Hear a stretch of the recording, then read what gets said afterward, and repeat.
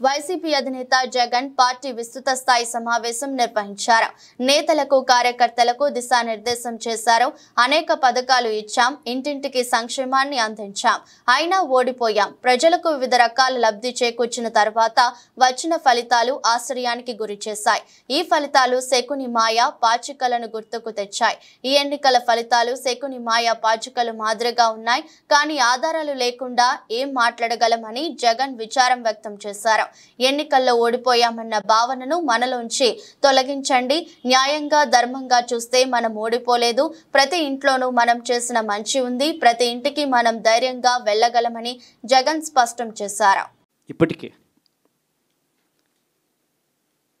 ఇక ఇదే అంటుకుంటూ పోతుంది. డిసెంబర్ జనవరి వచ్చే నాటికి ఏమయ్యా ఇవన్నీ మాకు చెప్పావు, 4,12,00,000 మంది ఓటర్ల లిస్టు, ఇందులో సగం మంది ఆడవాళ్ళే, అందరూ 18 సంవత్సరాల పైవారే ఓటర్ లిస్టులో ఉన్నారు అని అంటే మరి వీరందరికీ 1,500 ప్రతి నెల ఇస్తానన్నాడు. సంవత్సరానికి 18,000.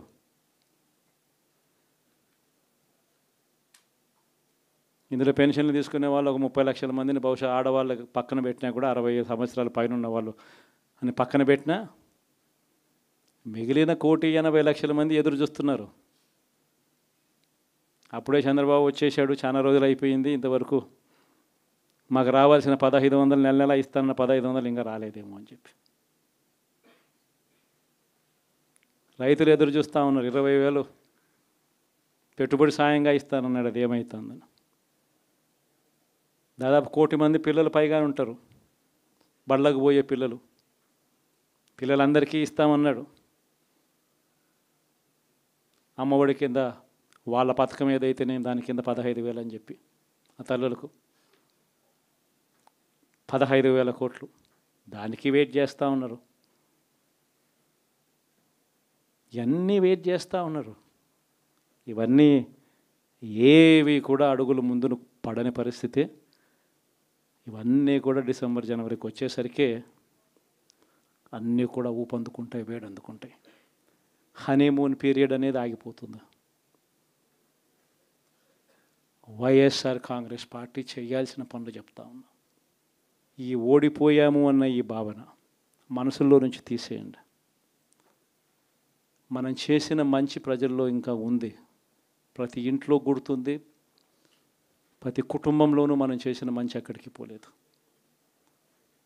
ప్రతి ఇంటికి మనం తలెత్తుకొని పోగలుగుతాం, తల దించుకొని కాదు, చెప్పిన పని చేయక కాదు, చెప్పిన పని చేసి తలెత్తుకొని పోగలుగుతాం ప్రతి ఇంటికి కూడా. మనం కేవలం చంద్రబాబు నాయుడు ప్రలోభాలకు మోసపోయిన పరిస్థితుల మధ్య మనకు అంతో ఇంతో అపజయం ఏదైనా జరిగిందేమో. ఆ మోసాలు ఎప్పుడైతే మోసాల కింద తేటతెల్లం అవుతాయో ప్రజల్లో ఆ సింపతి, మన పట్ల ప్రేమ, ఆయన పట్ల కోపం రెండూ కూడా ఏకమవుతాయి. మనల్ని గొప్ప మెజారిటీలతో మళ్ళీ మనల్ని తీసుకొస్తారు. సో మనం చేయాల్సింది ఏమిటి అని అంటే, ప్రజల మీద మనం కోప్పడాల్సిన అవసరం లేదు, పని లేదు. మోసపోవడం అన్నది ఒక్కొక్కసారి జరుగుతూ ఉంటాయి. మోసపోయిన వాళ్ళకందరికీ కూడా మనం అండగా ఉన్నాము అన్న భరోసా ఇవ్వడం మనం చేయాల్సిన పని.